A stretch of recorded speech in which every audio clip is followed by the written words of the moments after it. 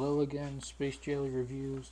Today we're going to be reviewing the Hasbro Marvel Legends series Tigra.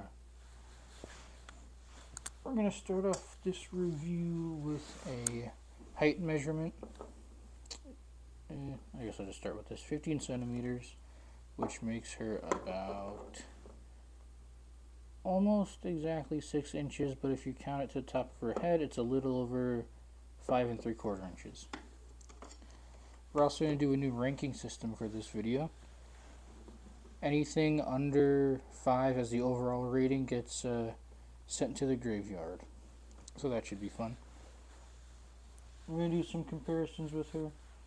This will also count as a type of point.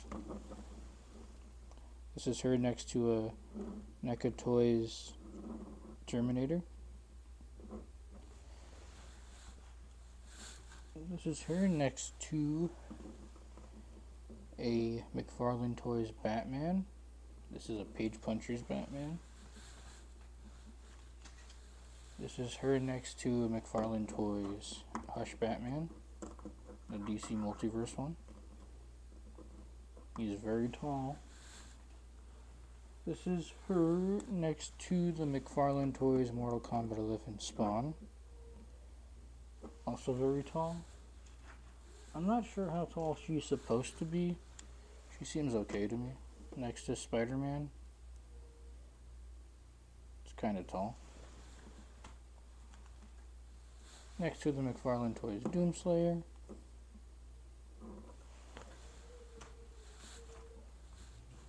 Next to the McFarlane Toys Speeding Bullets Batman or Superman. Pretty tall. And lastly, next to the DC Multiverse McFarlane Toys Azrael Batman. So I think that her scaling is okay. She seems to fit in with a few other lines, and I'm sure she's going to fit in just fine with your Marvel Legends.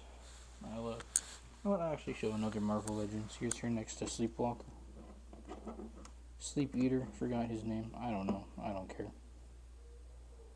Yeah, so I think she fits in pretty well. Her accessories. She came with these two hands and that head on the packaging. She came with this alternate head. Let me get it focused. This one's a little bit different, and she has stripes on her cheeks. That one does not. Also, this one kind of looks different. I don't know. It's like a different likeness. And she comes with two fist hands. So that's it. Kind of light on the accessories, but at least she has some. Aesthetics. We're going to talk about her. Her face is kind of wide. She's supposed to have like a more streamlined supermodel face, but I don't know. I guess if you like it, you like it. I don't really like it. She is mostly a new sculpt though. You can see she has sculpted in fur on her shoulders. I think she has some on her forearms, yeah. Her elbows. She has some on her calves. And some on her quads. So she's okay in terms of sculpt.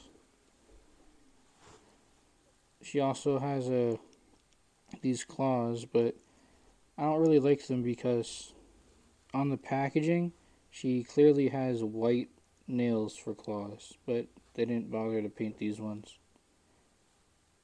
So I don't know how I feel about them.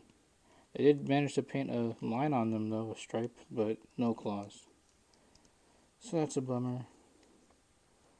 Overall, she does have a pretty good amount of paint on her though. On her legs, her arms, her torso, her neck. I think that's pretty good. A few of them get a little fuzzy though. These ones are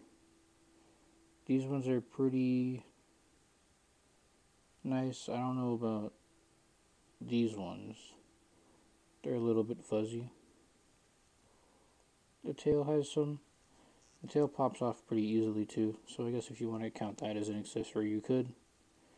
Her trunks are painted. These are sculpted. Her bra is painted, but I don't know if you can see that. The paint kind of stops a little bit too short there. So there's like a sculpted line there where there should be paint. And she has her cat amulet thing. So yeah, she does actually have a pretty fair amount of new sculpting. So that's pretty good, especially for Marvel Legends. The only thing is that she's a very deep orange. She's supposed to have a bit more yellow in her orange, but this one has a lot of red. So she's like more of a scarlet looking orange. And I don't know if you can tell, but the bra and the trunks are kind of see-through. Like the paint isn't very opaque. It's kind of transparent in some places, but it kind of just makes it look like an off-colored gray swimsuit. So I don't know. It depends on what you notice and what you don't notice. Talking about articulation, she comes with a new, I don't think I've seen this before, on a female action figure. It's a comic book related. She comes with a double ball peg, but you get no range out of it up there. So she can look down. She can't really look up. She can tilt. She can hinge her shoulders up. She can fully rotate. Bicep swivel. Double jointed elbows. Wrist hinge. Same hinges on both types of hands. And swivel. I think she has a pretty good diaphragm joint. Side to side. Back. Pretty gappy though. Forward a little bit, but not a lot. They should implement a lower waist cut so that you can actually bend her forward more with another ball peg. She has legs that spread out this far. They go forward that far. Go back a little bit. Thigh swivel.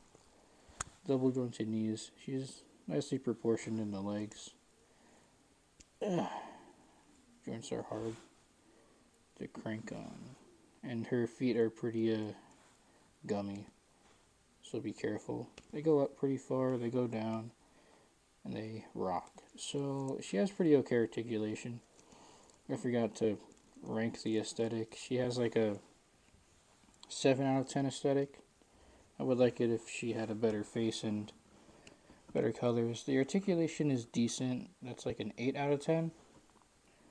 And I guess the scale is pretty decent too. It's like an 8 out of 10. So overall, I guess this is like a 7.8 out of 10. And I got this on discount. So if you can find it for discount, that's pretty good. But the pricing on her is pretty bad when it's retail, because she's 25 bucks and higher, I think. I think people actually like this figure. I don't know how I got this on discount, but I did. So I guess I'm a little bit biased with how I'm rating it. So overall, 7.5, 8 out of 10. Pretty good figure, aside from having trouble standing up. Pretty good figure. If you want a Tigra, I don't know if they really released any other Tigras, so this might be your only option. But it's an overall pretty decent option. I just wish that the orange was more accurate and she had more of a accurate face to the comic book art. So yeah, anyways, thanks for watching, liking, subscribing. See you again next time. Later.